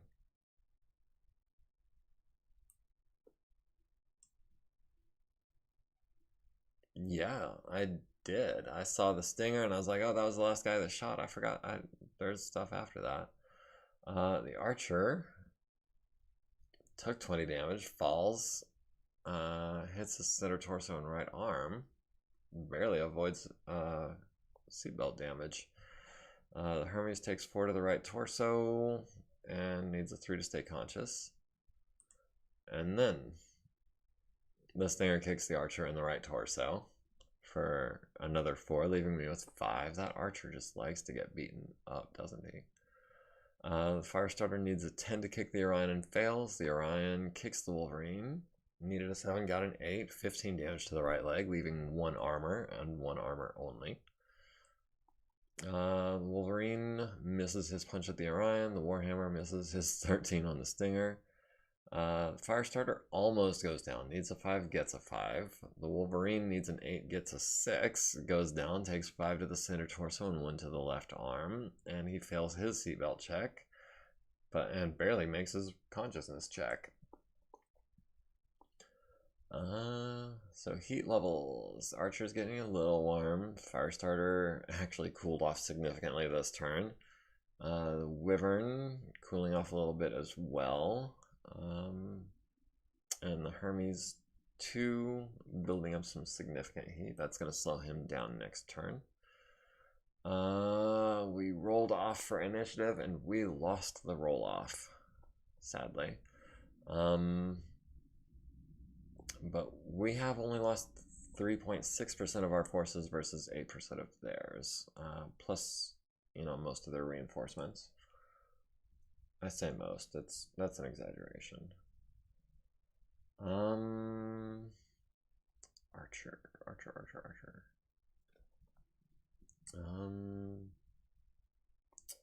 How do I want to do this? They're not going to give the Atlas a shot if they don't absolutely have to. I'm going to have to trap them into it. Well, I don't know. I say that, but they've made some blunders before, like with, the guy that was right here.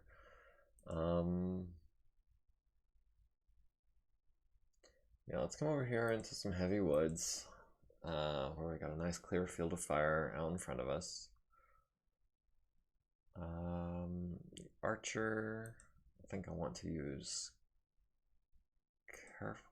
Well, with a careful stand should be a 2, if I'm not mistaken. Yes, a 2. So no chance at all there. And honestly, there's no place I'd rather be, so there's no point in saving my MPs for anything else. When I glance over and see the Free Worlds League reinforcements with their red color coding, I always think it's critical damage and go, whoa, what did I miss? I mostly just use the default color schemes. So like, we're green here and the enemy is, there should be more colors, but yeah, I know what you mean. Like I've been programmed to keep an eye out for the red text. Free World League, more like free salvage delivery. I mean, that's kind of what it's turning into, yeah.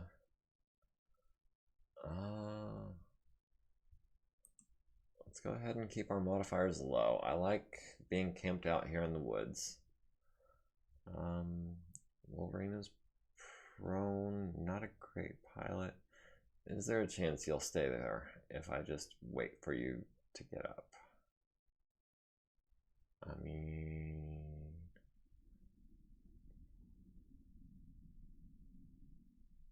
or we could come in here and finish off the Hermes.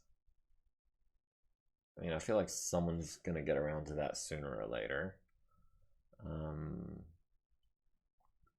The Wolverine, however, does have a chance of getting up and doing stuff. Okay, yeah, the Wolverine ran 2. Left heavy woods, did not get any evasion. So maybe should have stayed put where he was. That's just me. My friendly stinger. Where did that tank go that I almost killed last time? It'd be nice to follow up on that. I think I'm gonna come over here, maybe try to land a shot on that wyvern. Do you have faction accurate mech lineups? To the best of my knowledge, yes. I'm using the built-in allocation tables, so it should be era and faction correct. The exception obviously being that I'm a merc unit and that I don't have a faction, so my own mechs are kind of a hodgepodge randomly selected. That Mackie that we got earlier, I think was probably like a 1 in 100 chance on whatever RAT for what the faction that we're working for right now.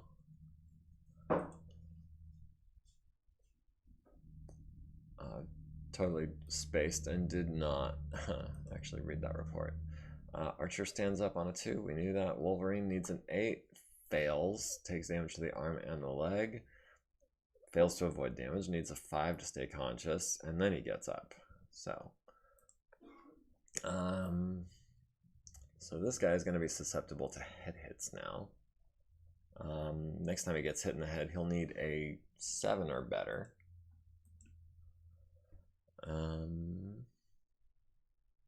What are we gonna do with? Oh, we don't have a searchlight anymore. That's right. We lost it. We've got the Wolverine on. That would be 9s and 8s. And we could throw in a couple 12s for free. Archer can go ahead and try to land something on that Mercury. Orion is also trying to take out this Wolverine. And I think we'll throw in the SRMs as well, just because we can. Again, my major complaint with the Orion is how hot it runs, that it can't fire all of its close range weaponry consistently, but every once in a while you run just cool enough you can pull it off.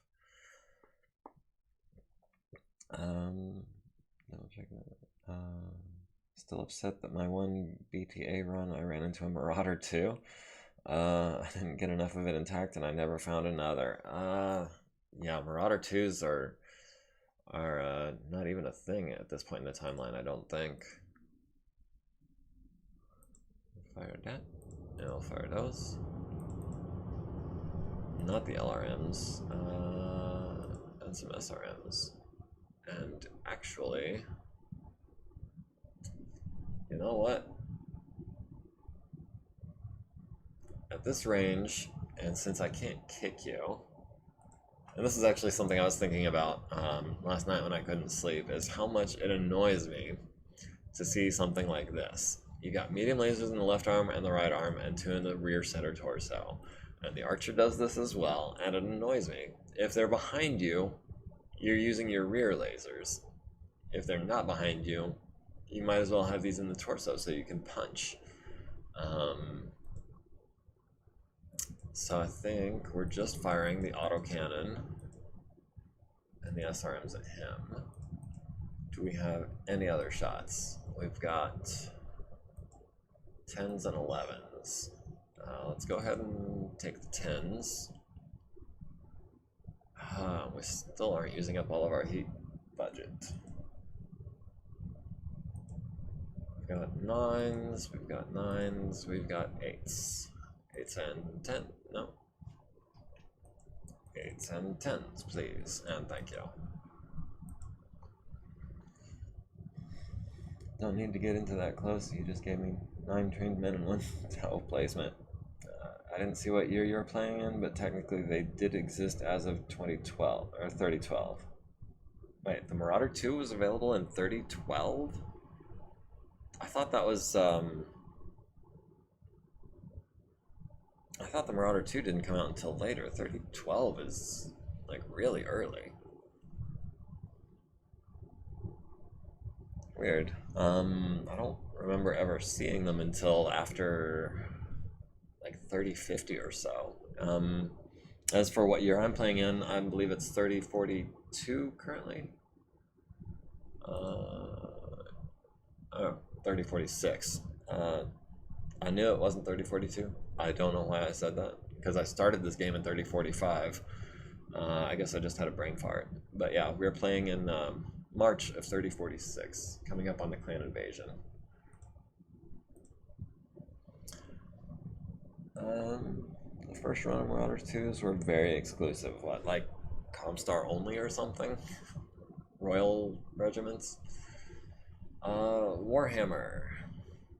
Landing only a couple of mediums to the left torso and right arm on that Wolverine. That's still 10 points we didn't have before. The Hermes missing all of his 10s. The Archer at the Hermes hits the machine gun ammo, which blows up and completely annihilates the Hermes. Cool. Enemy Stinger tags our Archer in the left leg with a medium laser. The Orion missing with the autocannon, medium lasers to the left arm and left torso of the Wolverine, so that's gonna be enough to force a piloting check, and he's not a good pilot. As well as 2 missiles to the left and right torso, and his left torso is looking like my Archer's right torso, roughly.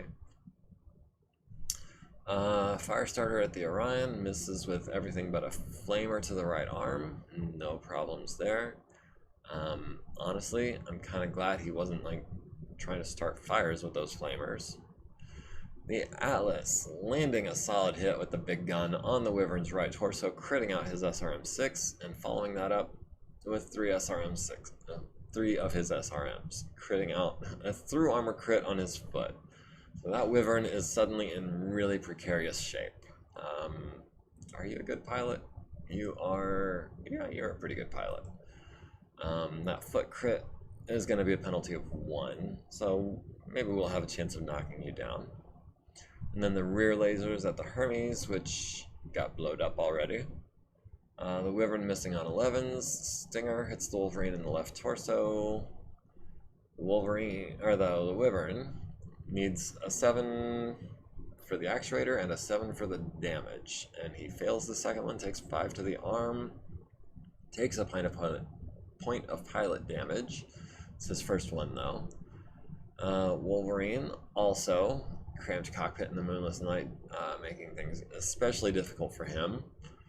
Needs a 9, fails, takes 5 to the leg, 1 to the other leg, needs a 9 to avoid damage, fails, needs a 7 to stay conscious, and rolls Snake Eyes. So that Wolverine might be toast at the end of this round. Firestarter kicks the Orion in the right leg for 7, but does not knock me down. We've got the Wyvern at 7 heat. Everyone else is at 3 or below. We have failed the initiative, and they still have 87%. We're trying to get them down to 75, so we're halfway there, but we'll see what happens with this Wolverine.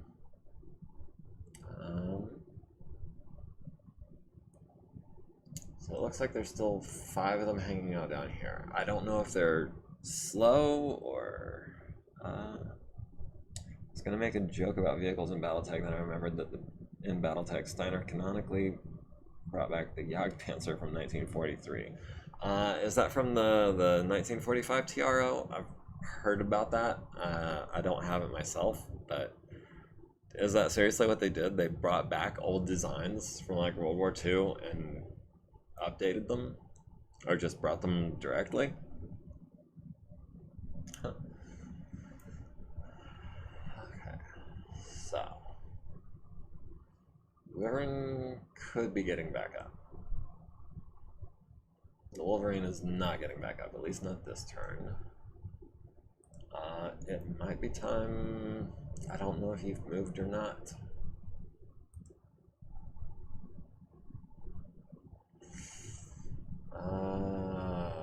Is it time to go hunting more targets? We've got the Wolverine, the Stinger, the Firestarter, and the Wyvern here.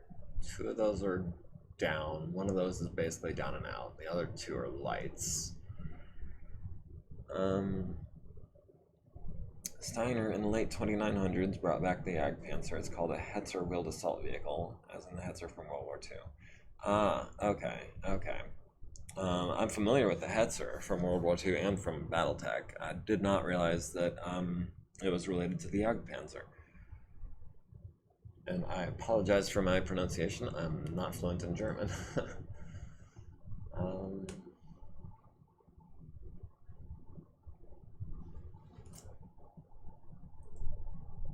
If I just turn him around, he's got pretty clear shots on... Well, these guys haven't moved yet.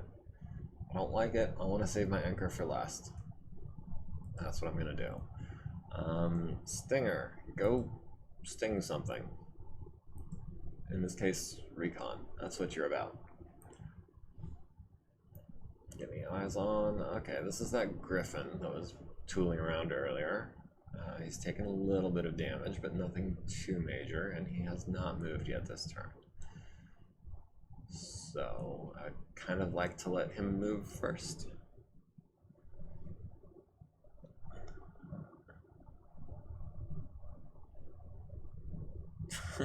I'm not fluent in German. You think this Ukrainian is either? No.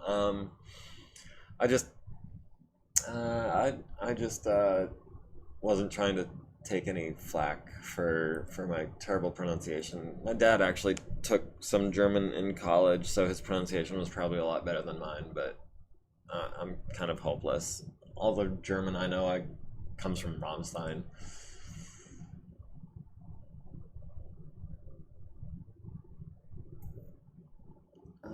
Orion is definitely going to get into kicking range on that Wolverine. I want that thing down before he has a chance to come back. Speaking of Hetzers, look, I just wandered into close range. Worth it. Oh, the Wyvern was not able to get up. You, sir, are a sitting duck.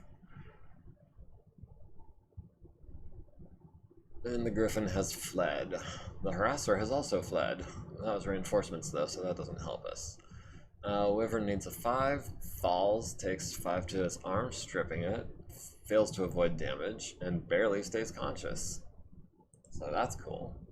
This is, well, big guns first. Always the big guns first, because that's how you maximize your crits. Autocannon, mediums. I mean, we could throw in the LRM too. I don't think it's worth the heat or the ammo on an 11 on a target that's most likely going to die this turn regardless.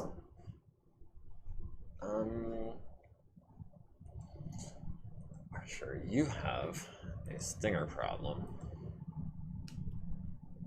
And because this is a Mark II Archer, which replaces the 2 rear-facing medium lasers with heat sinks, I can only bring 1 to bear on him. Or I could... Oh, 9s. 9s is not great.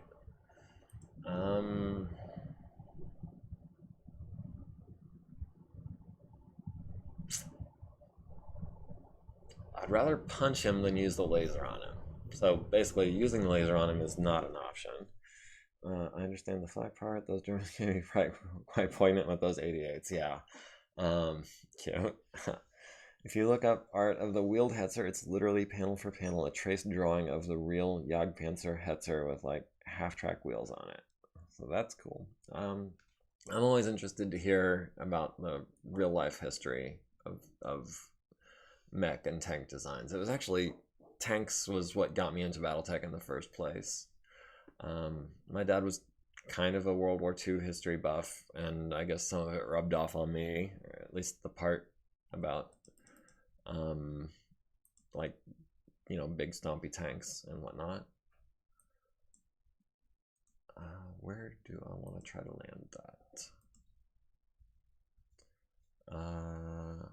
Yeah, I think the right leg is my target here. And I think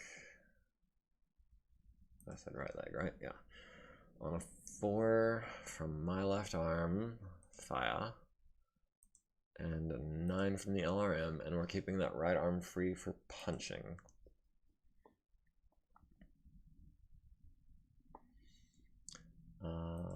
Orion, where can I hit you for 10 points that is going to really hurt? The autocannon would take out the leg. It would go internal in a couple of other places. But mostly you're too heavily armored to really get through. I might get lucky on a head hit.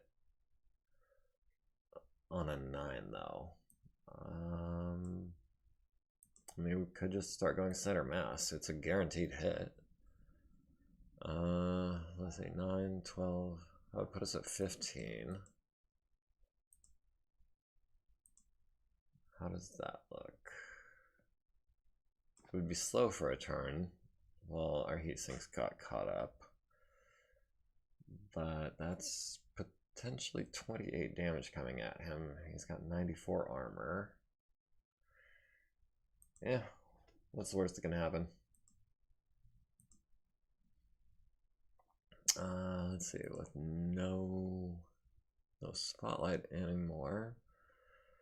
4 for gunnery, 3 for the moonless night is 7. Orion is 8, 9, 10, 11 for his movement. We're not going to hit with much, if anything. That did not work out quite as well as I was hoping. But maybe we can put enough volume of fire on him. And a 12 for good measure. Alright, the Atlas at the Wyvern, destroying the left arm, transferring into the left torso, leaving 10 structure remaining, but not getting the crit. Medium laser to the leg, holding strong, and the SRMs into the ammo, and the Wyvern is no more. And the explosion was actually enough to kill the pilot. For those of y'all who are new here, I do have skin of the teeth ejection on. So if a mech is destroyed by like head destruction, the pilot still has a chance to eject. But in this case, the ejection itself is what killed the pilot. So all's fair, I guess, in war or something. I know that's not true. The Ares conjunctions exist. Stinger landing a machine gun on the Archer's leg, which is fine. Archer missing his 4 and the 9, sadly. Orion, who was firing center mass at the Wolverine, manages to hit him in the leg with that autocannon, but does tag him in the chest for 10 with medium lasers, and 2 more from an SRM, as well as the left arm and left leg. Firestarter shooting at the Orion, needing 11s and not landing any of it. Warhammer firing at the Hetzer, needing 11s and not landing any of it. But the Stinger... Oh. Wait. Stinger shoots at the Hetzer, needs a 12, misses. Atlas takes 5 to the right leg. Atlas takes 1 to the left torso rear. But it doesn't say why. Did someone shoot me with an LRM-10 and roll 6 on the clusters? Usually it would say unknown unit has shot the Atlas. This is weird. This is kind of freaking me out a little bit. There's no context. Wargamer streamer who is a World War II buff, so does that mean the inevitable close combat stream? I'm not familiar with close combat. I assume that's a game. And honestly, I'm not as much of a World War II buff as I was, like, say, in high school. I don't know. Mostly I'm into sci-fi now. Things that have yet to happen. Punching the Stinger in the head on a 5, I'll do that. And kicking a Wolverine on a -2. I love guaranteed hits. Kicking the Hetzer on an 8 with a 5 up to stay standing if I miss. Do it. The Archer misses his easy punch. The Orion kicks the Wolverine in the arm so hard it blows up. That has got to be 25% at least. Stinger kicks the Archer in the leg for 4. Warhammer misses his kick. Warhammer fails his piloting roll. Jumping back real quick, the Firestarter also kicked the Orion in the leg.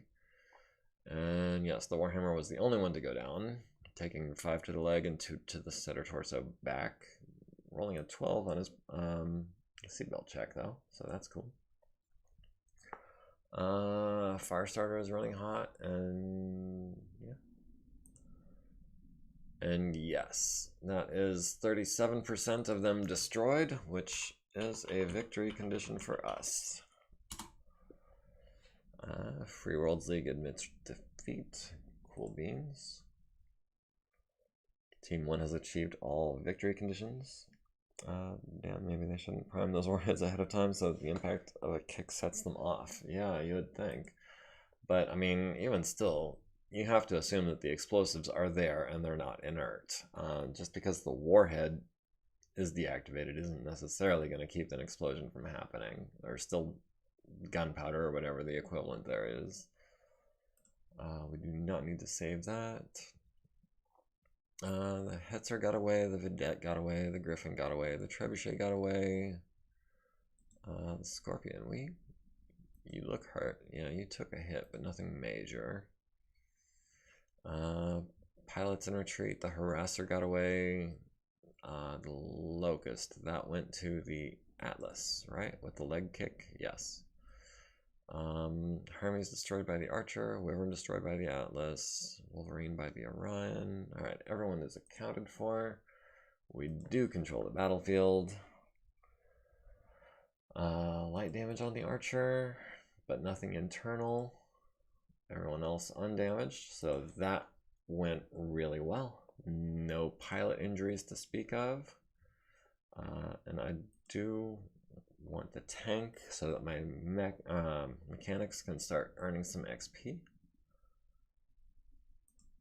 And do we really want a Locust though? It's missing parts. It's not really my jam. And we're also kind of flush with mechs right now on account of, you know, buying an Atlas and being given a Mackie, which just, I'm shocked and amazed that that happened. Firestarter got away, Griffin got away, Hetzer got away, sadly. As much as I would love to capture those guys, it didn't happen. Okay, so looks like, I mean, for a recon mission, it was, you know, relatively low on casualties. Nobody's pilot died. Only a few mechs were destroyed. All things considered, I'd say that went pretty well. Victory points, yay. And that leaves us, alright. Still refitting that Archer Mark III. 21,000 for the Archer, 7,000 for the Orion, 6,000 for the Warhammer, and 6,000 for the Atlas, and a Scorpion light tank for funsies. And this thing is, oh my goodness. I was thinking it was salvage. This thing is actually usable. Do we have room in RTO&E for a tank though? I mean, I guess we could put it in the quick reaction force.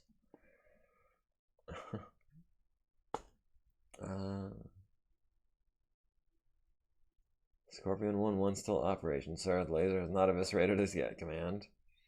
They gave you an ancient garbage pile they didn't want to pay the maintenance fees on. Well, I will happily take it. I will turn that Mackie into something good. I like to think they gave you a Mackie from their stock because it was been so long, so no one knew what it was. I feel like at any point in BattleTech's history, after the introduction of the Mackie, it would be so well known as to not be that obscure. Maybe finding parts for it would be a different story. So we've got on a 3-up, we've got a tank. Yay! And now it just needs a little bit of armor. I'll do that. And we assign a tech. What?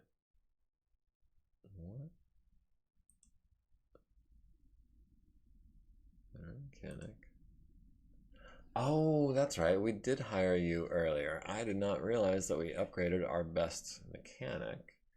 We can go ahead and relieve Corporal Doodles of the rest of these tanks. And hopefully that will keep them in better condition than they had been. Because let's face it, regular techs are not good at maintaining things. They're barely good at fixing them. Oh, and with that, it is actually after 8 o'clock. So this is the time I'm normally ending my stream. Things worked out pretty well. We were able to get through that mission. Let me go ahead and just status. Yes, all these guys here that are in the field need to be in transport bays because I hand waved the inclusion of a dropship that we can use the transport bays of in our mission. It's a loaner. We're not paying for it. But it was that or do all of our repairs in the field, and that was not a challenge I was prepared to accept. So yeah, just some light damage to fix.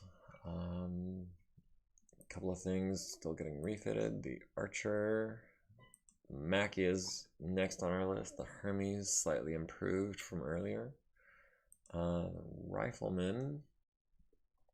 I mean, we can go ahead and mothball that if we're not going to be using it. And we can have B do that. So yeah, that I think